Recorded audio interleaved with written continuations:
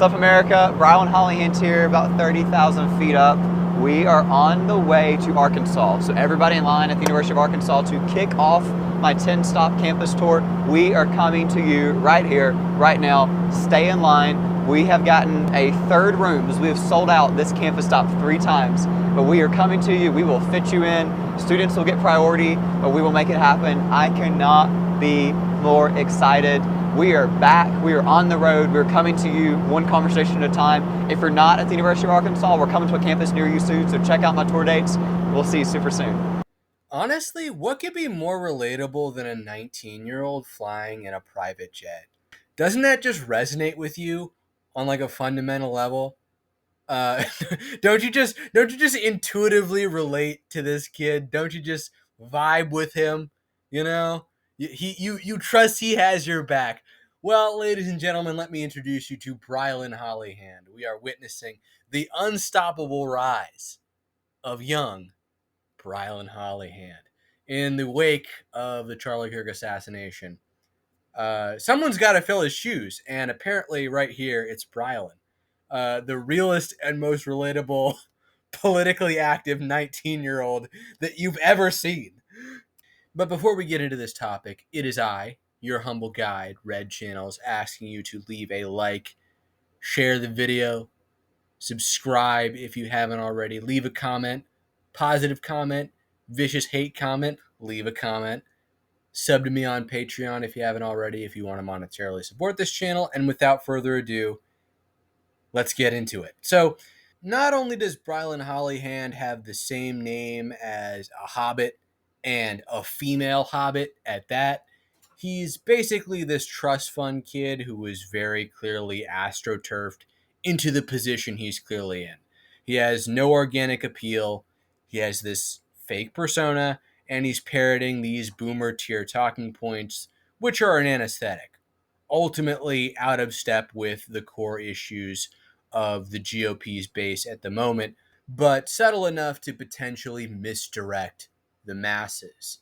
You know, he just kind of comes out of nowhere with this 10-stop tour, which is heavily implied to be associated with TPUSA. At least that's the impression a lot of people are getting, when really he's not a TPUSA member.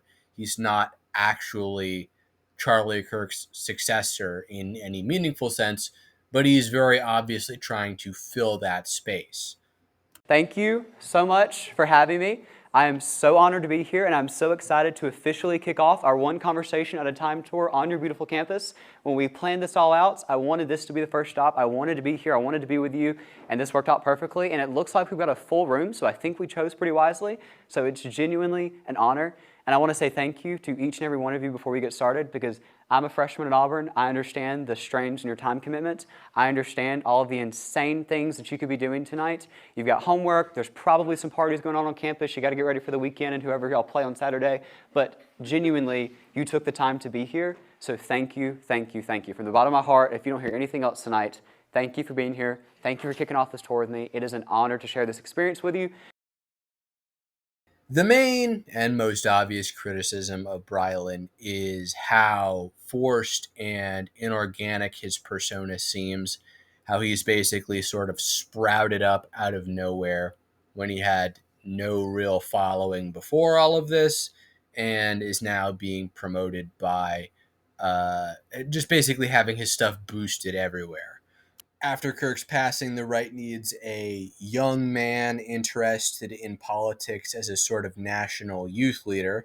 And Kirk's death has turned millions of young people across the country onto right wing politics because they now recognize the rabid danger of leftism. And Brylin here is like containment for that, or channeling it back into this Lindsey Graham, Mitch McConnell, Mitt Romney tier establishment GOP politics.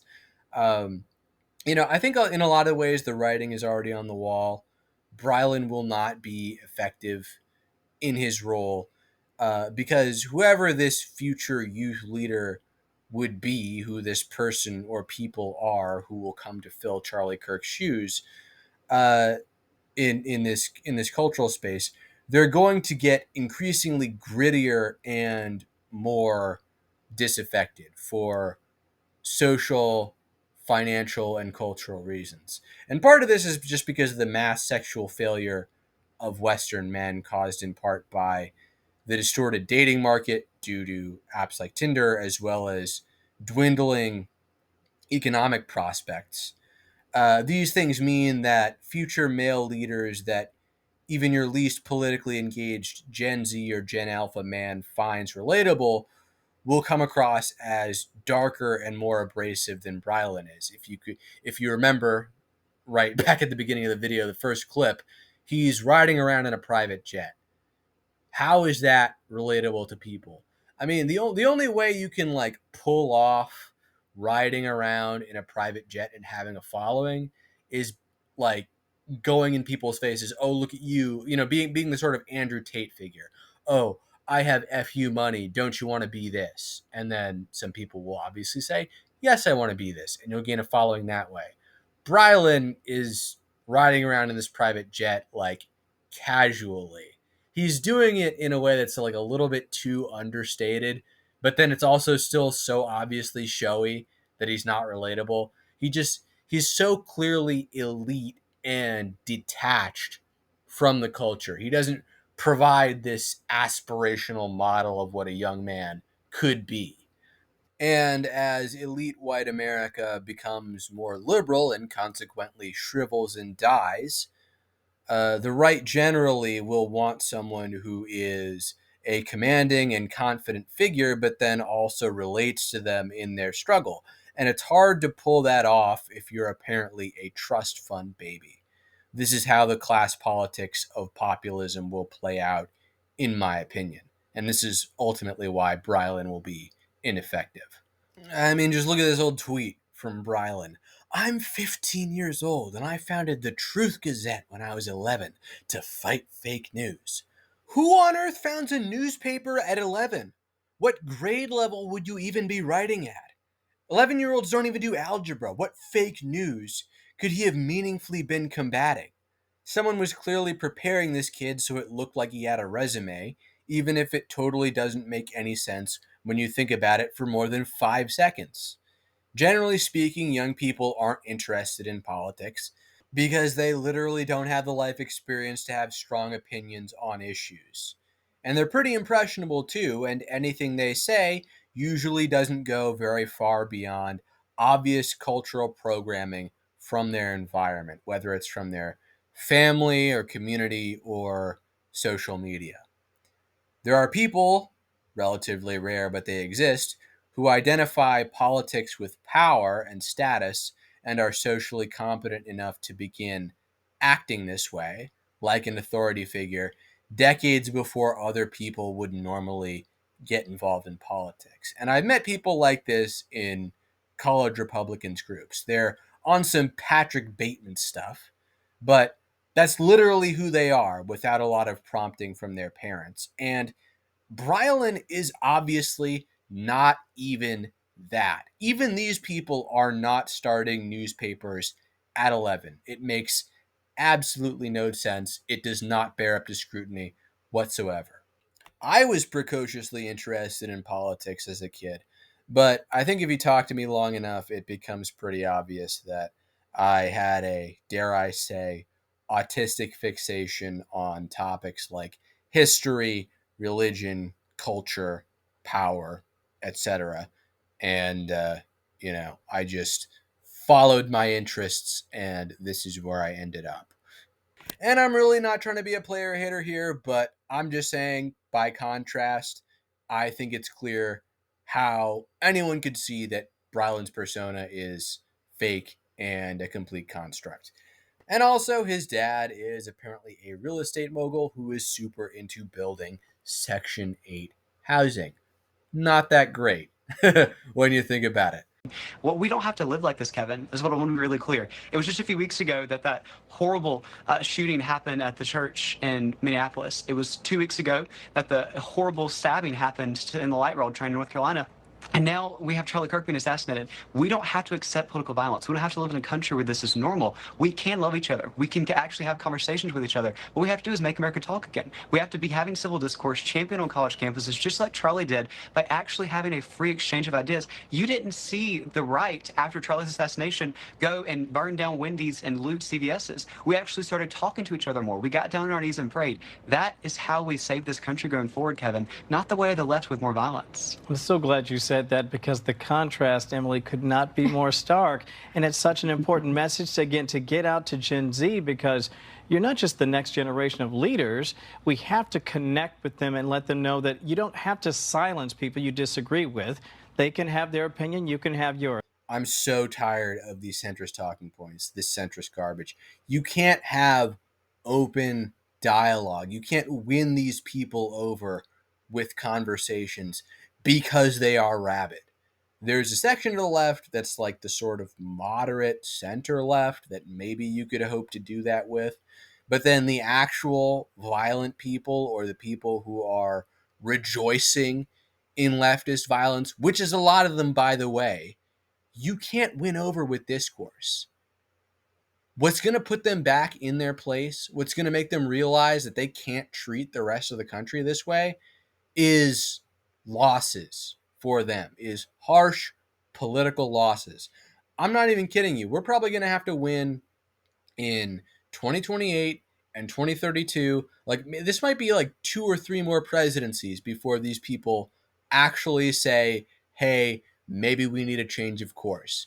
Before they realize they're losing so bad, they actually need to take into account how the rest of this country feels. Because progressives simply cannot be reasoned with. And this sort of, oh, this is what Charlie would have won. The avatar of free speech was shot in the neck. Like, what more? You couldn't get.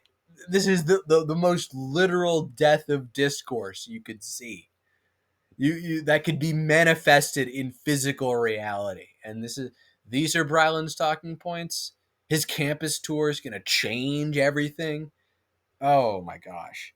It's also an incredible story that you share with us really quickly, Brylin, about fourth grade, a podcast. That's incredible. And Charlie Kirk appears on your podcast. Tell me about the role he played for you as a mentor. Yeah, again, it's somebody that didn't have to do that. He was on Fox News every other hour that year. He didn't have to make time for me as an 11-year-old with this upcoming podcast in the 4th grade to come on and join me, but he did. And not only was it a one-time thing, I've interviewed hundreds of people that I've never talked to again. He stayed a mentor, and he texted me up until this week when I was on another Fox show congratulating me. Like, he didn't have to do that. He could have viewed me as competition. He could have said, oh, I'm not going to give this kid time, but he did. And what I think the larger theme here is the left loves to preach tolerance. They love to preach tolerance. And in situations like this, that's the last thing we're seeing. The media coverage on the other side of the aisle is not like this. I was just scrolling through channels. And obviously the person that took this live, this is heartbreaking, Will. And I really hope, if anything, that people get off the sidelines. This weekend, I'm going to a youth rally in South Carolina. And you better believe that I've already had my team shoot me text saying, Brylin, you really need to caution this. You really need to think about not standing in the middle of a park and speak to the next generation. But I am more energized than ever to carry on this torch, to carry on this legacy, because that's what Charlie would have wanted. He would have wanted us to continue to fight the good fight, just like he did. No doubt, Brylin. No doubt. Thank you so much. Worth pointing out again how Brylin is only like vaguely associated with Charlie, not even directly affiliated with TPUSA, although he would like you to believe that he is, was a better friend of Charlie because, again, he's trying to fill Charlie's place and he wants to sort of siphon this energy that young people are feeling on college campuses after Charlie's death into his 10-stop college tour. From what I can tell, they did actually meet each other in real life at least twice. But overall, Brylin, from what I've seen, was never a member of TPUSA in any way, shape, or form. What we're seeing going on right now across college campuses all over the country, specifically Yale and Columbia, they're getting shut down and overrun by these anti-Jew protesters, these pro-Gaza protesters, these terrorist sympathizers. That's what they are. Let's call it out for what it is. It's disgusting. It's vile. It's inhumane. Listen, the Democrat Party is being radio silent on this. Why? Because these are their own supporters. And in the case of Ilhan Omar, her actual daughter out there standing in the picket line and protesting this. It's disgusting. And they should be calling it out. It's pretty easy to come on and say, hey, we're pro-Israel. We're pro-Jewish people. We're pro-America. It's that simple. But instead, the Democrats are supporting this anti-Israel message being spouted by their supporters out there in Columbia and Yale. And they're supporting this Death to America chant by letting this continue on. They've got to put a stop to this. On the other hand, Republicans are pro-Israel, we're pro-America, and we're pro-protecting Jewish citizens not only in Israel, but across the world, even here in America. That is our stance. It couldn't be more clear, and their stance couldn't be more disgusting. They've got to act fast, and they need to speak out now. And on a slightly unrelated note, it's typical of the idiots on Greek statue Twitter to totally frame this situation in the wrong way. This guy said, the same dissident right fools who gratuitously mourned Kirk's death are presently revolting against his replacement, Brylin Hollyhand. The reason Brylin is doing exactly what Kirk did. This just completely misreads this situation. Groypers have capitalized off of Kirk's death in a cynical way. You know, there was no one who was at Kirk's throat more than they were in the months, weeks, days leading up to his death.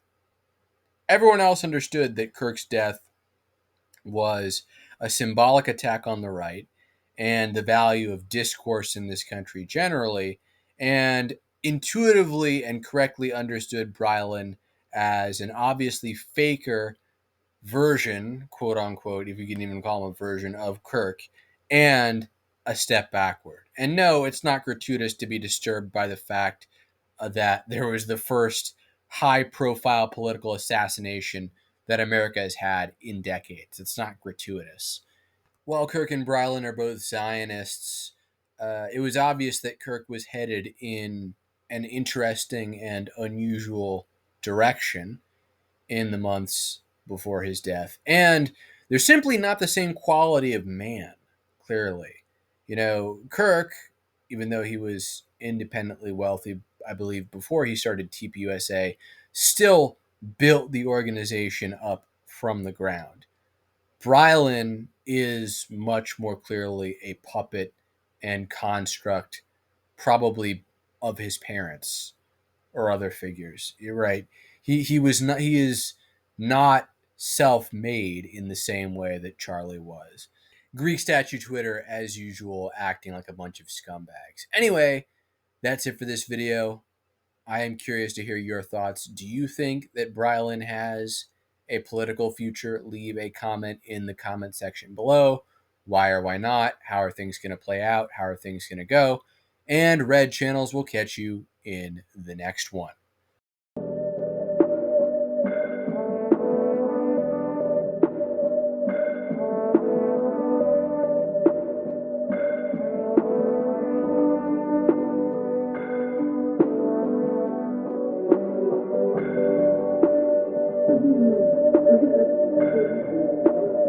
A person like me, small means are easily